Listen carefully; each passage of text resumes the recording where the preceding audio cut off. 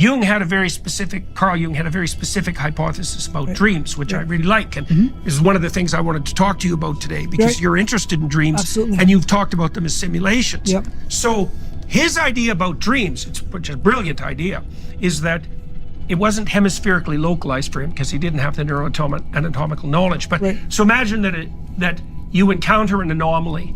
Okay, that's the place. You could say that exploration that we just described, which is, is there something wrong with me socially? Is it generalizable? Am I a cataclysmic person? All of those are fantasies of a sort, right? And you could think of the fantasies as attempts to remap the anomalous situation, right? And then, like, a shallow remapping would require just a tiny alteration of fantasy, but a large remapping would mean a whole reconfiguration of character. Jung's idea was that the dream was a place of exploration for the remapping of anomaly, and that it could be undertaken safely because you could explore different perceptual configurations in the safety of dreams without exposing yourself to any danger.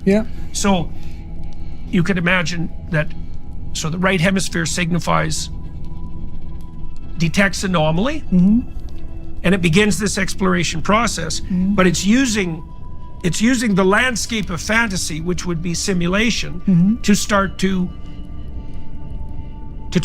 explore. And you could imagine too that one of the ways that might be triangulated would be, imagine that your right hemisphere has aggregated a couple of different anomalies, not enough to be cataclysmic about them, but to have them sort of there as mysteries. Okay, now you search through the fantasy space, and one of the new fantasies explains like several anomalies simultaneously. My guess is that's something like fantasy-related insight. Because you'd see that in therapy, where someone will lay out a couple of different problematic scenarios, and then contemplate the commonalities, and sometimes they'll stumble across something that, oh, I see, I'm looking at this whole thing wrong. It's a restructuring of the theory, and then those three anomalies are all accounted for. And that's going to give you a sense of conviction, right? Because now you have a theory that accounts for the new information. And the dream is part of that process. It's the birthplace of that renovelization of conception. No, that's interesting. So I think definitely in terms of using the right hemisphere in dreams, there's got to be something there. So I'm not sure how much this has been explored in terms of the right hemisphere only. But there's definitely, because dreams is so much about emotional updating and emotional creating a sense of making sense of an emotional landscape, right? So in dreams, for example, it's heavily populated by people, right? So REM dreams, for example. So each night you cycle through different stages of sleep, stage 1, 2, 3, and then you have deep sleep, and then you have REM sleep, rapid eye movement sleep, where your eyes go from side to side.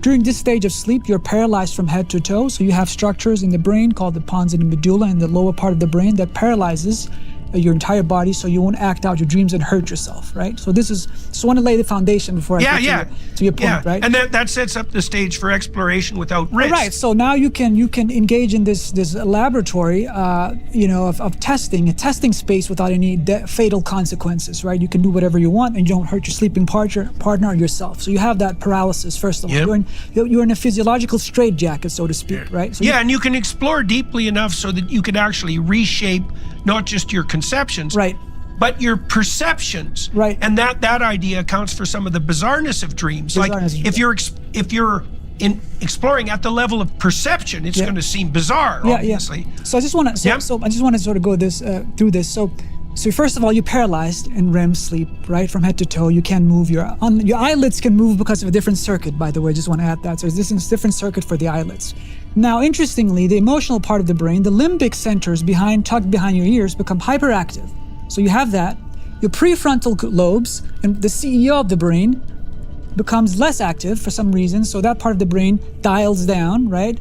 Motor regions. Restriction of inhibition? Restriction of inhibition, and so everything in the world becomes less focused, right? Yeah. So you can less constrained. less constrained, Yeah. right? So you don't think Yeah. in a logical, straightforward ABC like manner, right? So if I wake somebody up from REM sleep and say, well, the word, and tell him the word sun, he will think of chair instead of moon, Right. So he doesn't think in a logical serial manner. He will think in an unrelated manner. In fact, he will be more likely to say sun and chair, versus when somebody's awake and I ask him, well, what do you think of now when I say sun? They might say moon. Right, so right, they right. are more likely to relate unrelated words. So they think in a Which is what you'd expect if it was an exploratory process. exploratory process, right? So the prefrontal lobes turn down, right? The emotional part of the brain dial up, right? So you have that. You're paralyzed from head to toe. Now, this is a perfect cocktail for strange things. Not only that, but also the chemicals in your brain that have to do with logical and linear thinking, noradrenaline. You have adrenaline in your body when you're anxious or you're excited. You have adrenaline. You have noradrenaline in the brain, but also in the body. But noradrenaline is a cousin chemical of adrenaline. Now this chemical, it turns out there's a structure in the brainstem called the locus coeruleus. Yes, exactly. Your pronunciation is brilliant. 32,000 cells, pitch black in the brainstem. They will stop, secreting noradrenaline during REM sleep. So that means your way of thinking about the world is unfocused. It's like spacey. It's creative, right? Unconstrained by prior conviction. Absolutely. Or prior learning. Right. So this is a perfect cocktail now for craziness. The vestibular part of your brain become hyperactive. The central motor regions of the brain that has to do with automatic sort of behavior become hyperactive. Even though they're paralyzed. Even though you're paralyzed. So that's why dreams, you can sometimes feel like you're running, but you can't control your legs. You feel like some monster is chasing you, but you can't move, or you feel like you're controlled like a puppet on a string. And that's because the parts of the brain that has to do with automatic movements, sporadically, the neurons, they're fire, so you cannot control your movement. So you have all that, and then you have the emotions. And it seems like then it's just perfect for what you're saying then, that the right hemisphere type of thinking of exploration and emotion is just it's hyperactive. Right. So it's a safe place for simulation, for exploratory simulation that can be so extreme that it can verge on the bizarre. Yeah. But why not? Why not explore the outer limits under safe conditions? Well, absolutely.